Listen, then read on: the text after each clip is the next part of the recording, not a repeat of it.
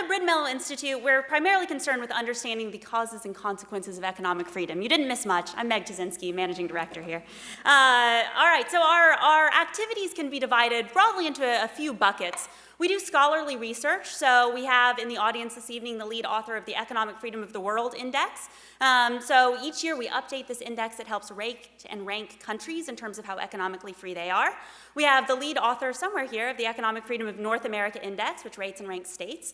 And Dean Stansel, lead author of that index, also has a metro area economic index.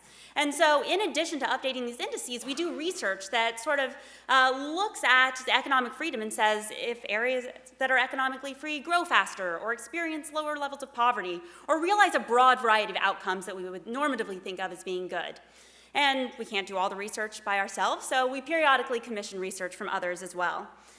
We do public programs like this one. We do great research, but it doesn't do a lot of good if it stays locked up in the ivory tower. So we have periodic programs throughout the year where we bring these ideas to the public in a lot of different ways. We do reading groups with undergraduate students, and I see some of my lovely past and present undergrads here this evening. Each semester we run 60 students through our undergraduate reading groups. This semester we're doing markets and morality, and we run these programs concurrently with students from different universities. University of Central Arkansas, Northern Michigan University, we've had Tech and Baylor in the mix in the past, and we have a big summit at SMU each semester to bring the students together. And the final sort of bucket of things that we do is a teaching free enterprise program where we go and we teach high school teachers economics from a free market perspective. So we've got a lot going on here at the Institute. As I mentioned earlier, we periodically commission research from other scholars. And so for almost 2 years now, we have been working on a project on women and economic freedom. In the economic freedom literature, we have literally hundreds of papers that find that economic freedom is related to some good outcome. Like I mentioned earlier, faster economic growth, lower rates of poverty, cleaner environment, and more tolerance. Lots and lots, there are hundreds of papers, lots of different findings. But a lot of that literature looks at the impact of economic freedom for the average person in the population. And so several years ago, Rosie Fike, who you'll hear from this evening, looked at that and said, well, how economic freedom impacts you critically depends on whether you're male or female in a lot of populations. There are a lot of places where women just can't participate in the economy to the same extent that a man can. And so she helped update the index to reflect these differences in economic freedom between the genders across countries. But what was really striking to me is since she did that in 2017, and since that time, there hasn't been a ton of literature that's taken up that theme of how these differences in economic freedom across different subgroups of the population matter. And so we were able to commission research on that theme. We ended up commissioning 15 papers thanks to a generous donation from Angela Brawley and the Brawley Family Foundation. Angela Brawley is an alumna of the Dedman School of Law and is co-founder of the Policy Circle, and I'll let Stacy tell you about that in just a minute.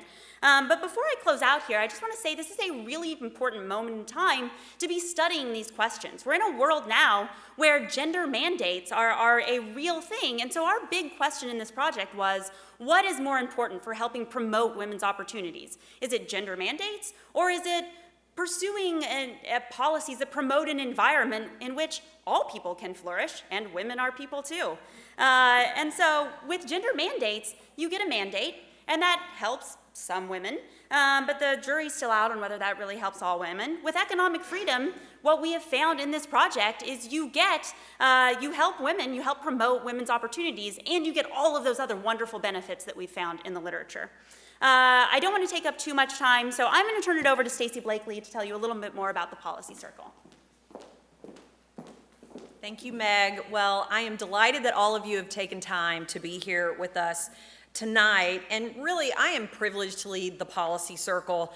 We are a nonprofit, nonpartisan organization that informs, equips, and connects women to be more impactful citizens. Our organization was founded in 2015 by Angela Brawley and Sylvie Legere, who are both here, and Kathy Hubbard. And they wanted to make sure that women had the tools, the resources, and the community they need to find their voice and their focus so they could take more constructive local action. And really what we've seen is from what started in 3 living rooms, we now are in 50 states. We have 15,000 members that are participating in our programming. Thank you.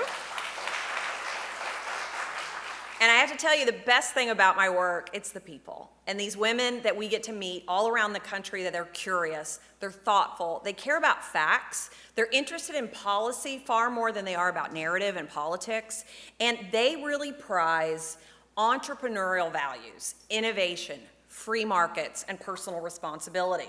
So we have hosted thousands of conversations, whether it's a panel discussion like you see tonight, or conversations that happen in your living room, your library, or your boardroom.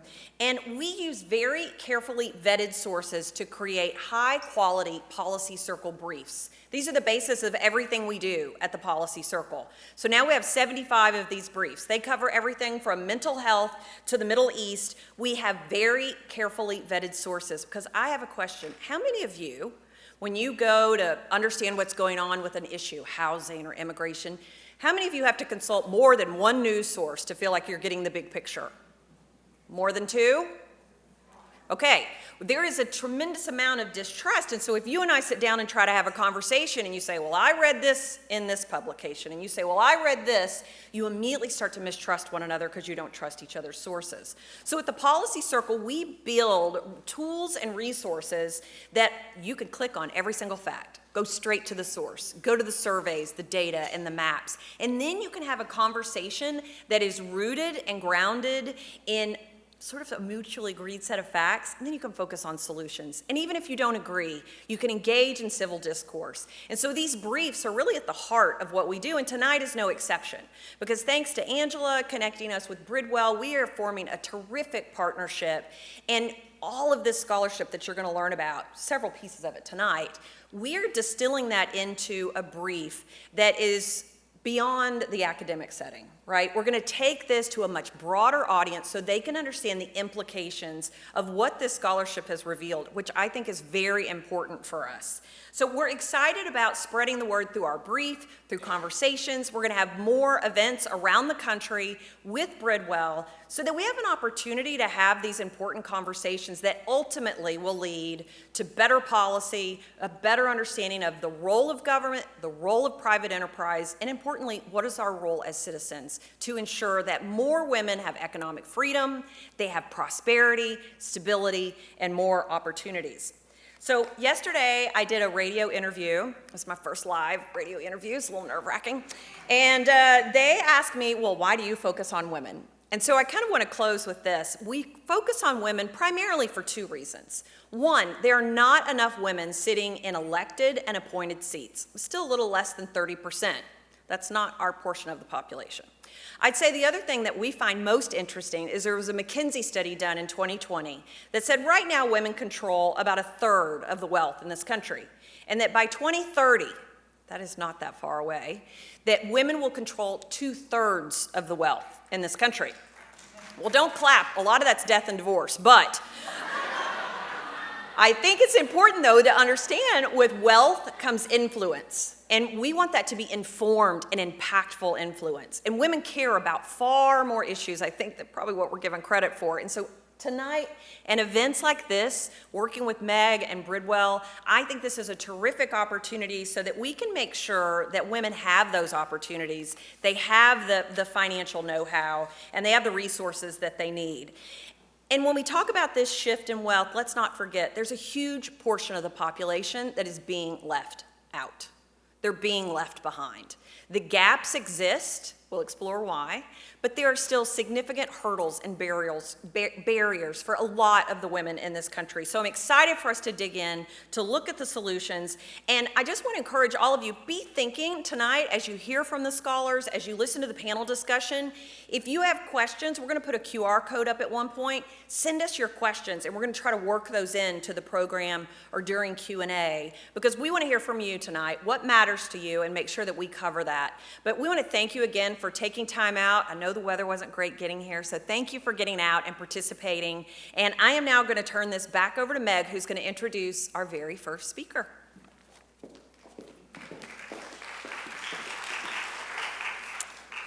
So our first speaker is Rosie Fike, and for purposes of time, we're going to keep all the introductions here really, really brief. We could go on and on about the accomplishments of all the fine ladies we're going to hear from this evening.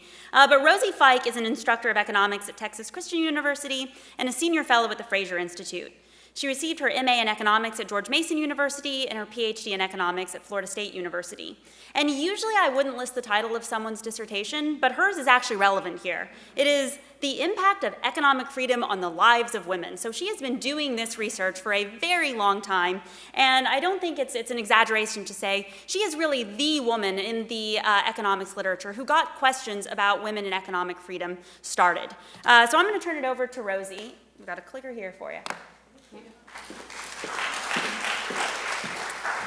Thank you so much. It's such an honor to be here and be part of this event and speak to you about some of the work that I do. The paper that I'm going to talk to you about is joint work with one of my closest friends, Abby Hall. She's a professor of economics at University of Tampa.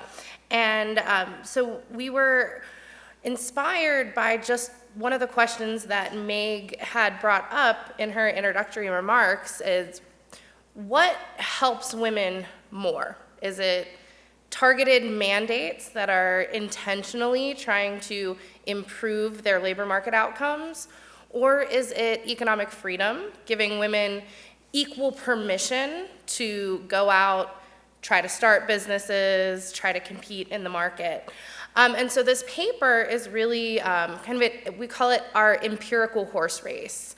We do some econometrics, we do some statistical analysis to see which one of these factors matter more.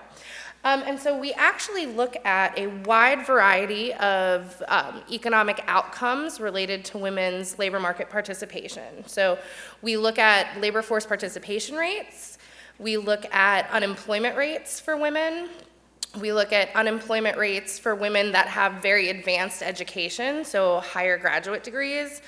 We also look at women who are engaged in vulnerable employment. So the majority of people engaged in vulnerable employment across the world are women, right? And vulnerable employment, that's employment that doesn't come with any kind of formal contract, that tends to be the first kind of people that you let go if there's any kind of slight economic downturn. And then the last outcome we look at is the extent to which women are becoming employers themselves, that they're not just working for other people, that they're going out and they are becoming themselves employers. And so really, one of the inspirations for this is just the commonality of how pervasive gender mandates really are. And so I just wanted to kind of give you an overview of how common these rules are. So there are, out of the 165 countries that we looked at, there are 134 that have some sort of law in place protecting pregnant workers. We have 86 countries in the world that are mandating equal pay. 113 countries in the world offer paid leave to mothers of at least 14 weeks, and 94 of those countries, the government is administering and paying for that leave. And then there are also countries that are offering paid leave to fathers. So we think about these policies as family-friendly policies that might help women rejoin the labor force after having kids so that they don't have to make the choice of, am I going to have a family or am I going to go to work? That maybe they could do both. And there is a big increase in pushing for these types of laws. So some of the more strict type of mandates I consider corporate gender quotas for corporate boards. So California has been considering implementing corporate board quotas. They have passed it. It has been challenged. It's still going back and forth in the courts.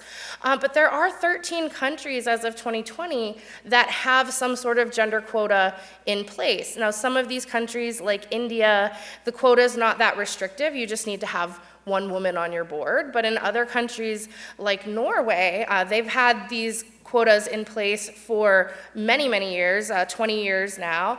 And their quotas are incredibly restrictive. You have to have at least a third of your board be be a member of the minority gender. So it's written in a gender neutral way so that if at some point in time women become the majority, that will be a quota that flips to a male quota. But the penalty, if you don't meet those quotas in Norway, is your company will be delisted from the public. It will no longer be a publicly traded company. It will be delisted. So that's a pretty severe punishment. And the EU Commission President in 2022 mentioned that they wanted to expand gender quotas to any company that was listed in an EU stock exchange, right? So there's a really big push for these types of gender mandates. And if you talk to women who call themselves feminists or really care about women's labor market outcomes or women's outcomes in general, they tend to push for mandates without considering what about economic freedom, right? So some of the arguments for mandates is that we're going to improve these outcomes. There's not a ton of research that comprehensively looks at what effect these mandates have had on kind of a cross-country basis. So there are some case studies that look at specific instances of how have these gender mandates played out, but nothing that has looked at a broad overview on a cross-country basis. And of the studies that do look at the effects of these policies, nobody's paying attention to the institutional context. Nobody's paying attention to what do the rules look like for the overall economy. And so I think that's kind of the unique contribution of the work that Abby and I have done. And so I want to offer economic freedom as a potentially fruitful path that might help women's labor market outcomes improve. And so there's a few theoretical reasons why I think this might matter.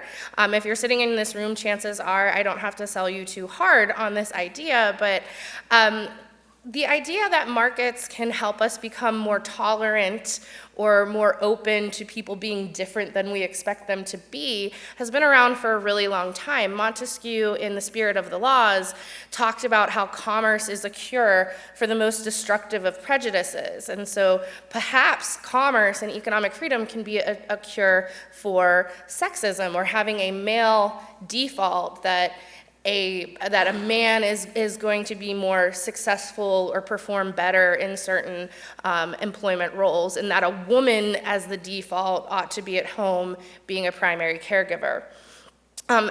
There's been a decent amount of research, modern research. Deirdre McCloskey's work has kind of examined the do commerce thesis in the modern world. So has Virgil Storr and Ginny Choi and some of Walker Wright's work. And so there's some evidence that markets make us more tolerant of people who are different from us, make us more tolerant and accepting of immigrants, make us more tolerant of people who have different sexual preferences than we might have. And so that's one channel through which we might think economic freedom can improve outcomes in the labor market for women by kind of reducing that prejudice. Gary Becker's famous work on discrimination also offers another potential explanation why economic freedom might matter. So markets penalize people for holding discriminatory preferences. So how does that work? So if we have a society that is considered to be sexist, well, then that means we have a default preference for hiring men over women, regardless of whether or not there is a true difference in the talent pool. So if we have a societal preference to hire men over women, that means we're gonna have a higher labor demand for male labor than we will for female labor, and men are gonna be more expensive than women to hire. So if you're an entrepreneur that is only hiring men, you're gonna be paying more. You're also going to be overlooking the very talented women that are out there. And so the entrepreneur who decides to take a chance and kind of challenge those norms by hiring a member of the discriminated against group, they can get the women at a little bit of a discount. They can save on their production costs. They can offer their products for a lower price. And in that way, if their competition doesn't at least act as if they are not sexist, doesn't also just get on board, they risk being weeded out of the market. So you have to pay a penalty for your discriminatory preferences.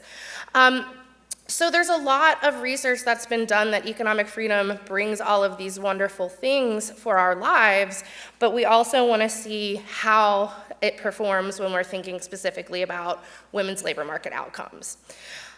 So we think that in looking at the data, we should find that countries that live in more economically free societies are going to be ones where women have greater labor market participation, greater job security, and better education, much more incentive to invest in their human capital. If I don't think I'm going to have many opportunities to use my education once I graduate, college is hard. Why on earth? And it's expensive. SMU is expensive, TCU is expensive. Why would I be spending all of this money if at the end of the day, there are not going to be opportunities for me to get a return on that investment? So we think that economic freedom, when there are fewer restrictions on what women, what anybody has the opportunity to do, can provide a stronger incentive for human capital and opens the door for women to pursue entrepreneurial endeavors. And so, as I said, we take a broad look at labor market. Most of the studies that look at women's labor market performance really only focus on labor force participation rates. So I wanted to look at a broader array of labor market outcomes. So we do focus on 6. We do look at the labor force participation rates, unemployment rates, percentage of women engaged in vulnerable employment, their human capital, and the percentage of female workers that are employers. And in order to understand what performs better, we have to control for economic freedom. So I put the Economic Freedom of the World Index in my analysis. We got to control for the level of development. I think it's also important to control for political institutions and the access to other rights like civil liberties. And then I have a measure of different mandates that are implemented in each of the countries that we're looking at. So is there an equal pay mandate? Is there paid maternity leave? Is there parental leave, or specifically paternity leave? Are we forbidden from dismissing pregnant workers? And are there gender quotas for corporate boards? So that's the set of gender mandates that we're looking at. And when we end up running 66 different economic regressions. It ends up being a lot more than that, but the ones that end up making it into the paper, we got 66. And by and large, the overwhelming results show that economic freedom, greater economic freedom, improves women's labor market outcomes. There is almost no results, there are some, very few results that show that the gender mandates improve women's labor market outcomes. The one that we do see some evidence that the mandates help is if we have parental leave. If we give fathers parental leave, then women are more likely to join the labor force after they have a kid. But that is the only one where there is significant evidence that gender mandates matter. And when we look at do the gender mandates matter on their own, or do they only matter if in the context of economic freedom? We find that if you are looking at gender mandates in the absence of economic freedom, they would be detrimental. But if embedded in an environment of economic freedom, they might, in some very limited circumstances, do some good. But by and large, the results suggest that if we're calling it a horse race, the economic freedom has left the gender mandates at the starting line, pretty much. And so that is what the little summary of some of the work that I've been doing. Thank you.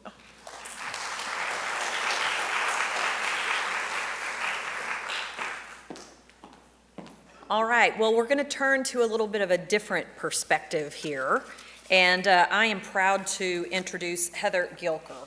She is the founder and principal of Tokalon Advisors, LLC, and managing director of Pickwick Capital Partners. She's also the chapter lead of the North Texas chapter of the Swan Impact Network. This is one of the fastest growing angel networks focused solely on making early stage impact investments, more than half of which have been made to underrepresented founders. She is a graduate of the Cox School of Business here at SMU, where she currently serves on the advisory board of the Alternate Asset Management Center. a partner at SVP, that's Social Venture Partners, I believe, here in Dallas. Heather also serves on the advisory board of the Center for Brain Health at UT Dallas and is a mentor at Texas Capital Factory, where she likes to advise female founders. So let's take a moment and welcome Heather to the stage. Hello, everyone. Can you hear me okay? Awesome. So I'm Heather Gilker, and I'm pleased to be here with my fellow ponies. I graduated just a little while ago from the Cox School, and it was a great experience. And it's been a really fun, diverse background experience that I've had. I'll just briefly summarize it for you. So got out of school and went into commercial banking, and the best thing that happens is you get paid back. And then I went to work at a hedge fund, which was kind of unusual to make that transition, but they wanted me to be a bank analyst, and God bless them, they thought that I knew how to analyze a bank because I'd worked at one. And so I did that for a while. I've been an asset allocator. I worked for a family office as a portfolio manager. I have kissed a lot of frogs. And at one point, I actually also I raised money for my own venture fund, and I did that at a time that was just before the NASDAQ bubble burst. I am proud to say I raised $10 million, and one of the best things I ever did was give the money back, cancel the commitments, and said, you know what, I don't know what kind of edge I have to offer here, because I'm not an engineer, and I had a great track record, but I just couldn't see how this was going to work for me. So it really was one of the best things I've ever done. I've also gone out and been a business development person, never trained for it, worked for Fidelity Family Office Services and built out the Southwest region. My job, just raise $1 billion from people who don't want you to find them, ultra wealthy families. And to come on board, they had to bring you $100 million. I did that for 7 years, and after raising about $7 billion, I thought, you know, if I raise another 12, I love Fidelity, but is this really going to make a big difference to this multi-trillion-dollar organization? And is this the flag that I want to plant on the moon? So I left, and I started doing some fun nonprofit work with Social Venture Partners Dallas. It really led me to get really interested and intrigued about impact investing. And so with my background around investing, I now am at this place where I'm fortunate to be able to work on what I want to with people I want to work with. And I've done this little pivot where I'm putting entrepreneurs and investors together with hopefully capital to do things that make the world a better place. So with my license at Pickwick, I'm raising capital on a couple interesting impact-oriented projects. One's around affordable housing, one's around carbon capture and sequestration, and I spend a lot of time on Swan Impact Network, which is what I'm going to talk about today. So we have got this wonderful group that started in 2016 called Swan Impact Network, and initially we were Southwest Angel Network, but we didn't want people to think that we were just doing Southwest deals and just Southwest people. So I joined them in the middle of COVID to help build out the Dallas region, so predominantly in Austin. Here is who we are today, and I'm really, really proud of this. We have made 41 investments, and so when you think about that, $14 million is a lot of money in absolute terms. It's not a lot of money in institutional dollars, but we're angels. So every angel has to be a accredited investor. They get to decide if they want to invest or not. We don't put a minimum on that.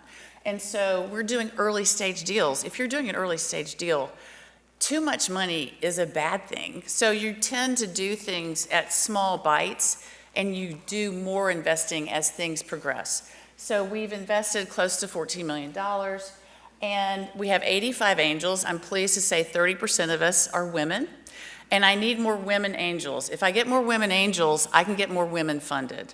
We also, I would say, are close to, 40% diverse, and if I can get more black and brown angels, I could get more black and brown founders funded.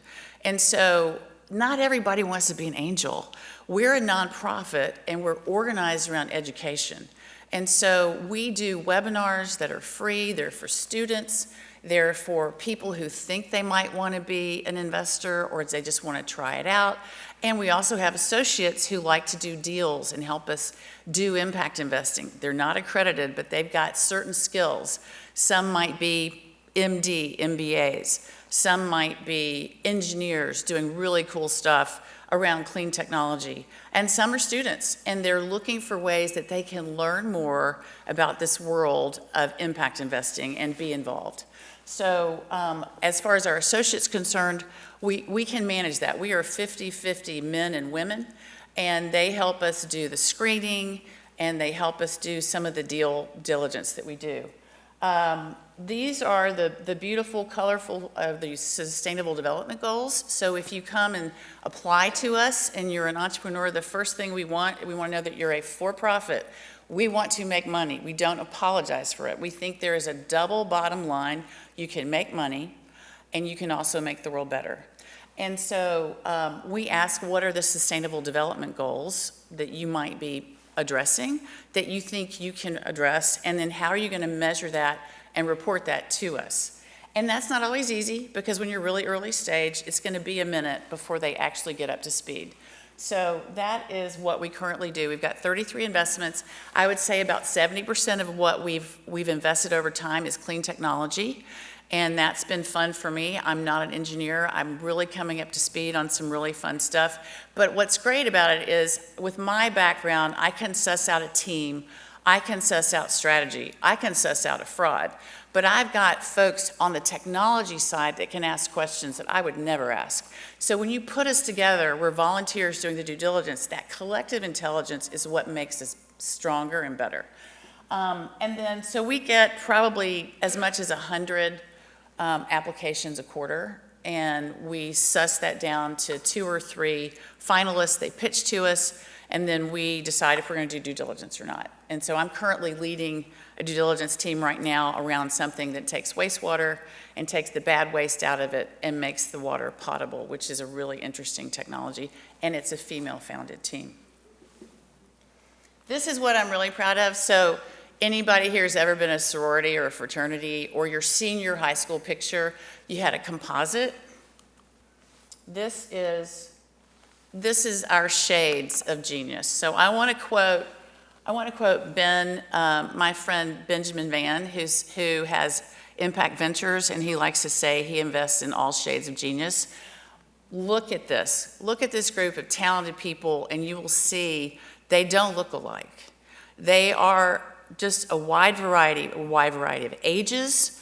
We've got black, brown, young. The one in the middle with the blonde hair and the pearls on came up with her idea when she was in undergrad at Northwestern, and she's now got a patent and FDA approval. And so we've really got a really wonderful representation of a broader community. So how do we do it? Is it a have to that they are underrepresented? No, but we don't screen them out. We would love to back underrepresented founders. We will ask teams when we invest in them, if you don't have anybody, there are some industries where it's really hard to find females in that industry. Have you thought about anybody in your C-suite who could be a woman? We think about that. We don't mandate it, but it's a strong wish of ours. So that's what we've done over time. When I think about looking at some really interesting facts about the practical things, you've heard some really interesting stats on the indexes and economic freedom. One of the big gating factors to women and their economic freedom is the access to capital. And that's a really big problem, especially in this early stage, especially for business owners who want to build a business. So it's so bad that women get less than 2% of venture capital. And to Stacy's comment, where men control 2/3 of the money, in this space, they control more than 2/3 of the money. And so, we all have those periods in time where we're comfortable with people who look like us, who may have gone to the same school that we went to. There are some firms that do not look at the founders until they've screened the idea. And then they start looking at the team and their background, and then they might start looking at gender, et cetera. We don't have to do that.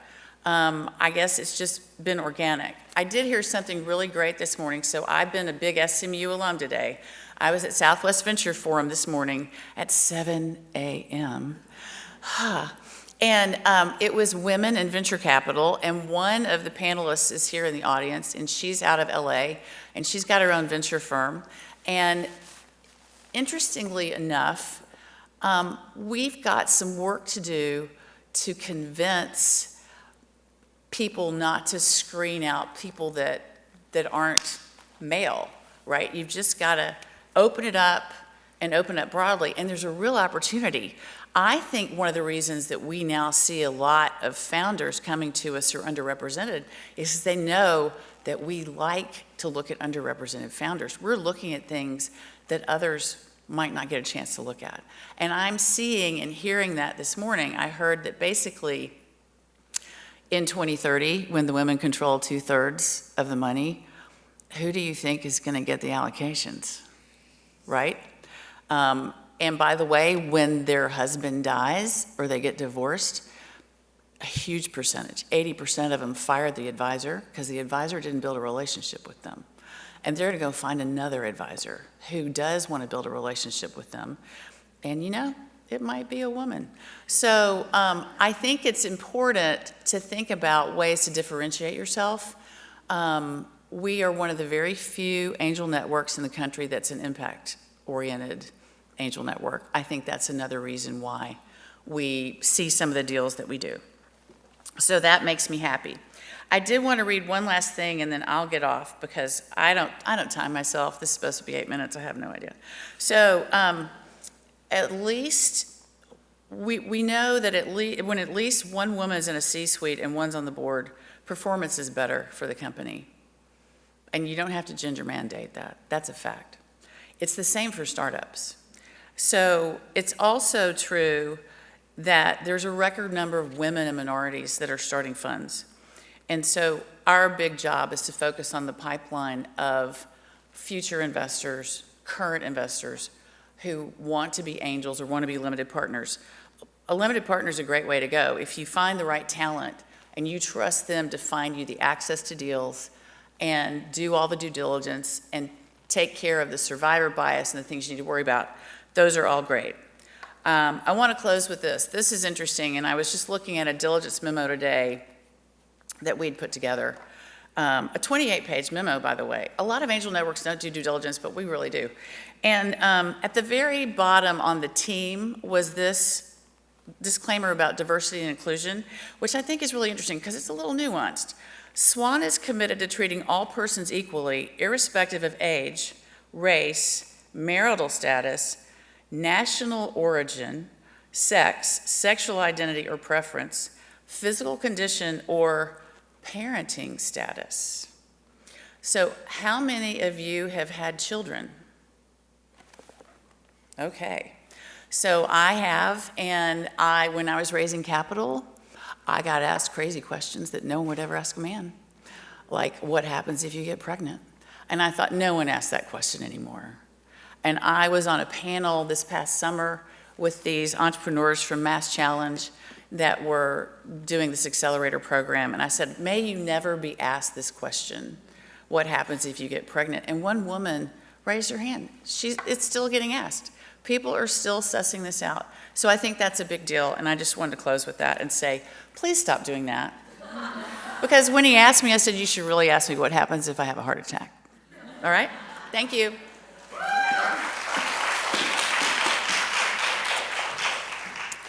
All right, I'm going to introduce Anne Rathbone Bradley now. Just got to get to her intro here. Anne Rathbone Bradley is the George and Sally Mayer Fellow of Economic Education and Vice President of Economic Affairs at the Fund for American Studies.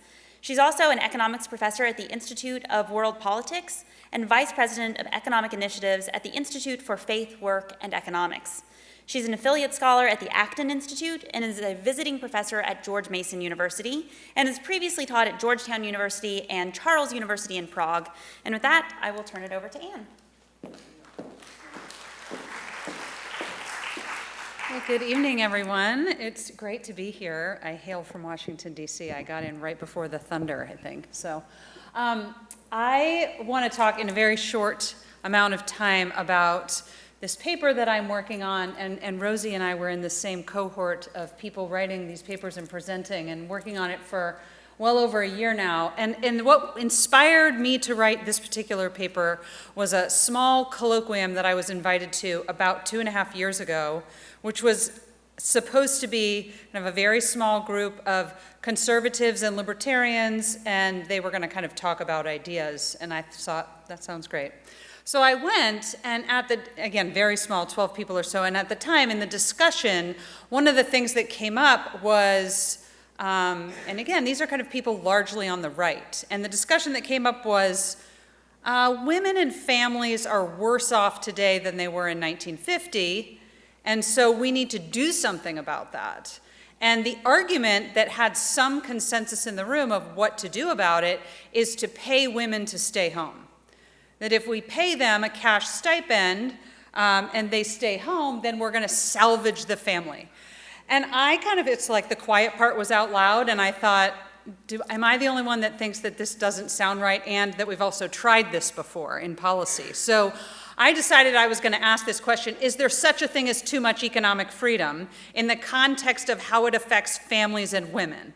And so that's kind of what my paper is trying to understand and do, and this is just kind of some of the highlights. So I couldn't help myself.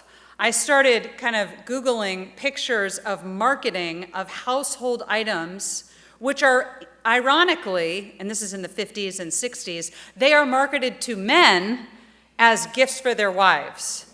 Okay, so give her a Hoover and you give her the best. And there's holly leaves on this, so this is supposed to be the ideal Christmas gift for your wife, because then she can, I see heads shaking, right? So it's like, this is the way that you're gonna actually advance household production functions by making your wife, who at the time is the one doing all the work inside the home, she's gonna have this new vacuum. So she's gonna be excited about the new vacuum, you're gonna be excited because your house is clean, and everybody's happy. And incidentally, at this time, do you know how vacuums were sold? They were door-to-door salesmen. Why would they do this, and why don't they do it now? Because in the 1950s and 60s, women were home. They could answer the door, and you have a salesman who is a male coming into their home and throwing dirt on the floor and saying, look how great the vacuum is. So the other kind of picture I had to pick, there's so many, you should just spend some time Googling this, it's fun. This woman is in like a very nice pressed apron. Her hair is perfect. She's vacuuming in heels. The kids are well behaved, right? All the kind of this idyllic vision of life in the 1950s. And the argument, and these are people on the right, so the people in the room that were making this argument are some people that are members of what I would call maybe the new right in kind of American politics, and they are arguing that economic freedom has actually eroded our values and is ruining families. And so the question is it true? And if there is kind of a tipping point beyond which there's just too much economic freedom, we've gone too far, what precisely are we able, if anything, to do about that? And I thought, well, I'm an economist. This is the kind of stuff we do, so that's what I kind of want to think about. So when they talk about, okay, there's too much economic freedom, what are kind of some of the points of evidence that they're giving us? One is just, and I think this is a lot of it, as we grow in material standards of living and well-being, the patterns of the way we live and do things, our habits, our traditions, our customs, our norms are going to change. And this really affects women in the family. And actually, this affects marriage, and I'll get to that in a little bit. We also see, and we kind of see this across countries, which is declining birth rates. As you get richer, right? And we've seen this over the course of 200 years, of course. And so Claudia Goldin, a very famous kind of economist, recent winner of the Nobel Prize, talks about the U-shaped labor curve, which is back into the 1800s. Women were working all the time, and they're working outside, and they're doing agricultural work, and they have no breaks, and they're also tending for their children. And this is just grueling household production with short lives, lots of sickness, not a lot of return on that labor other than just I made it through the day and I have to make it through another day. As industrialization progresses and opportunity costs shift, then women actually kind of make different decisions and come back into the home, and then it's in kind of the post-World War II era where they go back to work. And what has happened, remarkably, is that women in that time frame have changed what they do. So think about your grandmothers, right? What did they do? They were a teacher, maybe a nurse, a secretary in the 60s.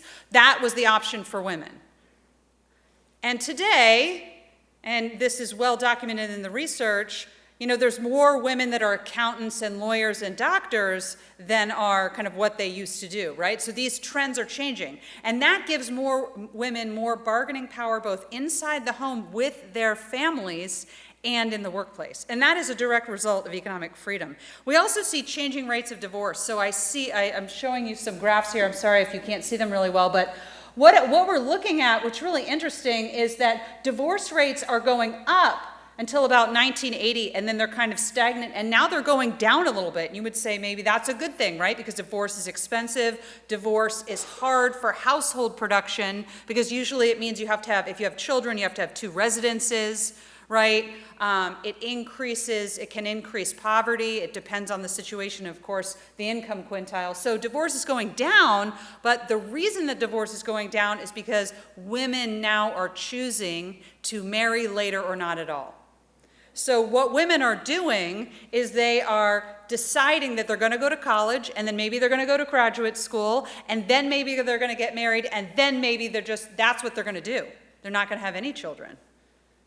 And so this is a decision that's changed, and women now have more autonomy with their husbands, by the way, to make these decisions.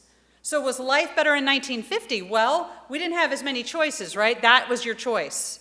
The guy is coming with a vacuum cleaner. He knows you're going to be home, and he's trying to sell it to you, right? So that's kind of what's going on. And so now more and more women are working outside of the home, and I think this is part of what's going on. It's a cultural and economic phenomenon, and the new right is reacting against it. And they're saying this destroys the family because we need the woman at home. So I think that's highly presumptuous, of course, and I'll get to more of that in a minute. The other graph I have here just shows what we're seeing now, and you who are college students are living it, is that there are more women pursuing higher education than men, right? So the rates of female higher educational attainment are going up, right? And so I think that there's a reaction that this is crowding out men. So one of the problems here, and I think Rosie gets to this in her research, and kind of people who study economic freedom, right, is that the institutions of economic freedom don't have to be and are not a zero-sum game. So if you think of these different spheres of society, we all spend all of our lives in those spheres, right? And I would say the family is nestled within civil society. And there's certainly overlaps in these institutions. But I think actually kind of what the debates have been is capitalism exploitative for the family? There's lots of literature and lots of people who make that argument. Is, capitalism actually better for the family? And I think what we're seeing now is what I call familial protectionism, which is using the government to intervene in family policy, mostly by giving cash stipends, which is what different people on the new right are arguing, including the Fiscal Income Supplement Credit, or FISC, which gives a stipend to working class families, and things like this. And so I have to sum up here because we're going to go to questions in a moment, but I think what economic freedom shows us is that it opens up opportunities both for women and their families to design the life that's best for them. In 1950, women had far fewer options, and as a result, their families and their husbands had fewer options. And so one of the things I talk about in the paper is the gig economy, right? So this offers working women across different income quintiles, by the way. This could be something like, you're a CPA, but you want to you have to take a few clients at a time. And so you have your own business, you don't employ anyone, and you have a lot of flexibility. Or it can be somebody in a lower part of the income distribution that says, I want to drive an Uber while my kids are at school. Or I want to do some pet sitting or dog walking. There's across the income distribution opportunities in the gig economy for women. I actually think economic freedom is the antidote for what stands in the way of families really kind of carving out what they want and having higher standards of living. And so I spent some time looking in particular at occupational licensing and how that affects women. Interestingly, 64% of state-based occupational licensing laws disproportionately affect women. The number one, are you ready for it? Preschool teachers. Preschool teachers. So imagine you've just had a child, you cannot afford daycare, you want to have a daycare in your apartment. And this is a way for you to watch your child and make money watching other people's children. You now have to not only satisfy kind of the direct licensing requirements, but in many cases you have to have certifications and more education. And we're talking about people who are not even in kindergarten yet, right? So we're not teaching them physics. We're putting them down for nap, giving them snacks, and trying to get them not to eat crayons. That's what we're doing. It's valuable, right? But to presume that we're going to impose all these requirements on it actually hurts women and their families, and it hurts working class women disproportionately. So I think I'm going to stop there. Awesome, thank you, Anne. We're going to start the panel.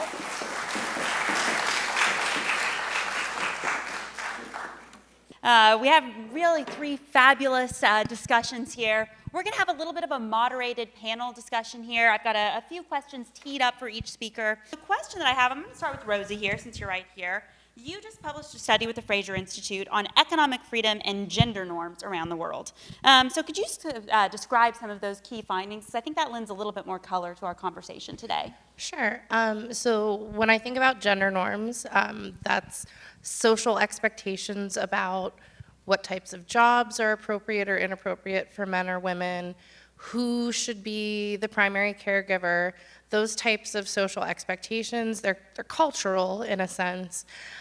So I look at some data that measures the extent to which people in different countries think that if jobs are scarce, it's important to prioritize men over women.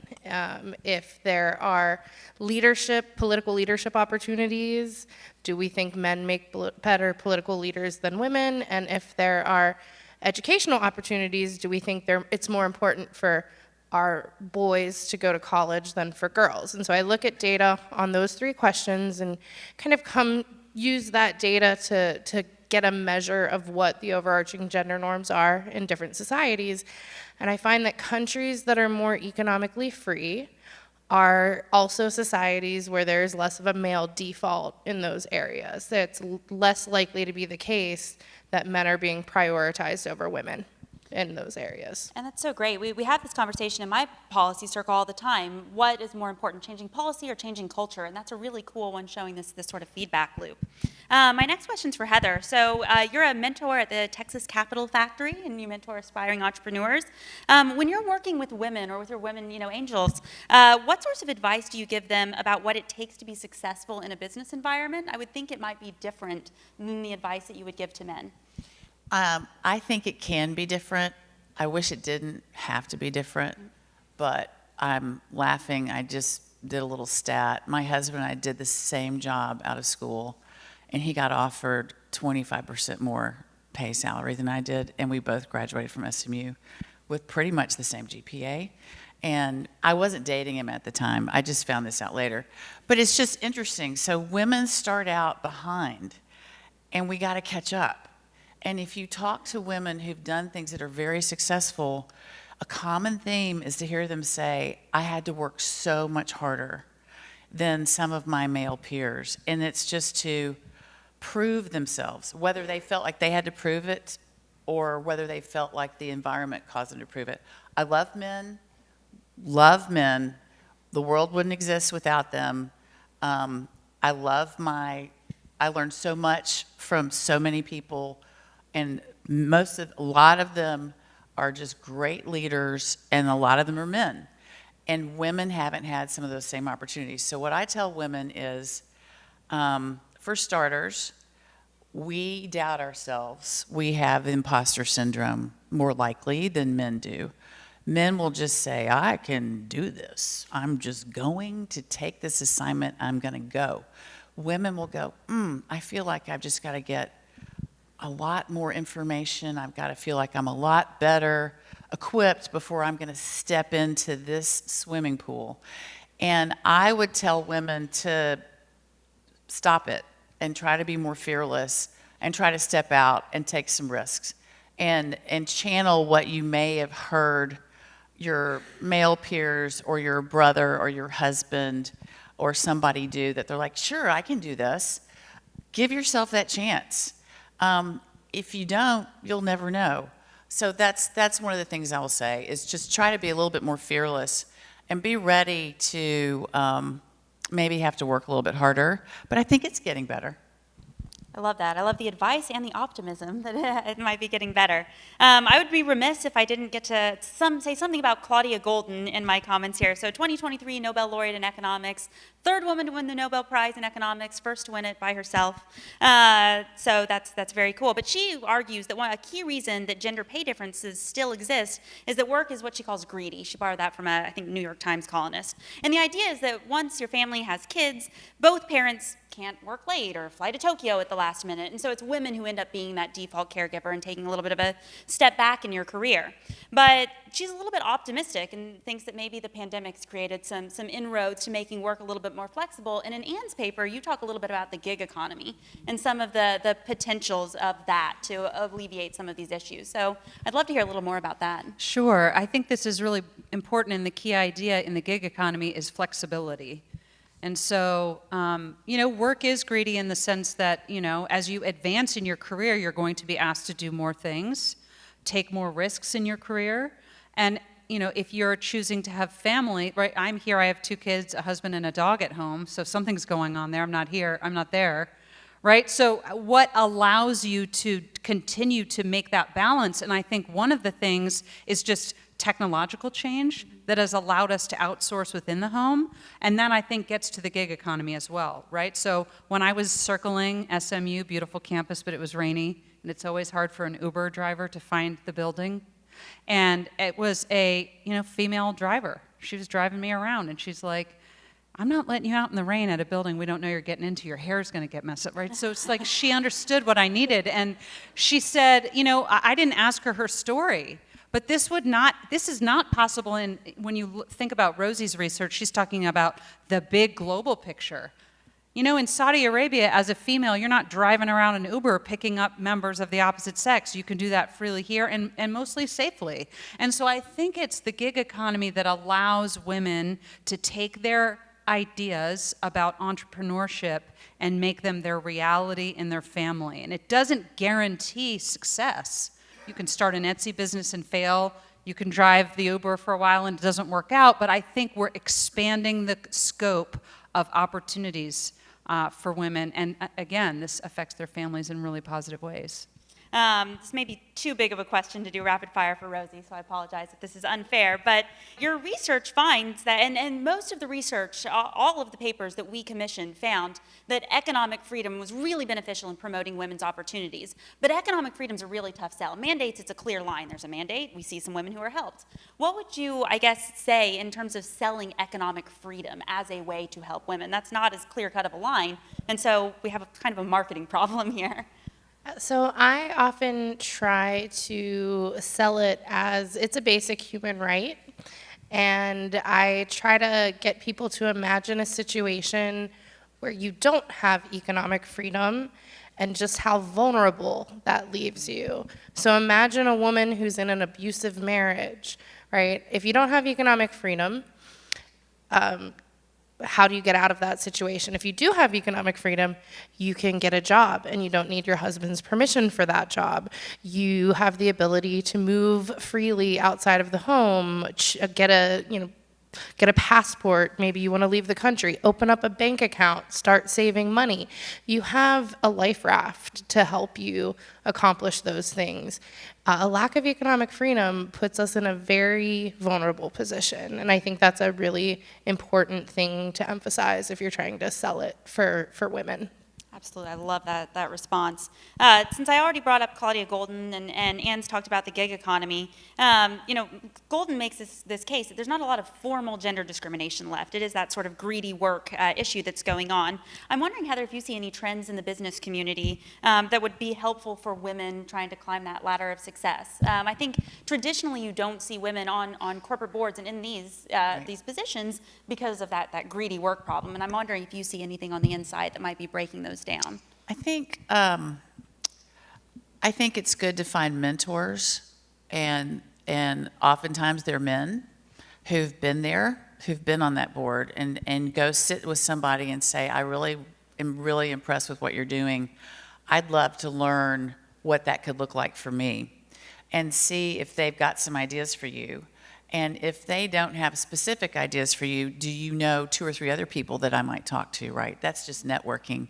And so it's fact-finding, it's learning from others, and I think that can help, first of all, let people know what your interests are and what you want to do. There are some groups that exist now to educate women about getting on boards. You can go get certified in different universities for board membership for women. I think SMU should look at that. It's a really good profit center. You ought to see what Northwestern charges. And there are a lot of opportunities like that. So there are tons of smart women in this room and beyond who have opportunities that they maybe haven't thought about. You don't know what you don't know. You've got to give yourself a chance, and you've just got to go do some exploring. Awesome. I don't see any questions from the audience, so I'm going to have the last question go to Ann here. I love your paper. I love this whole project of yours. But putting myself in the shoes of a skeptic, I think I might say, well, if women have a harder time balancing career and family because someone always has to be the on-call parent, why don't we just do what Sweden does and offer like substantial benefits to women to make things easier on them? What's the problem with that argument? Well, I think the primary problem is that you have to finance it. So.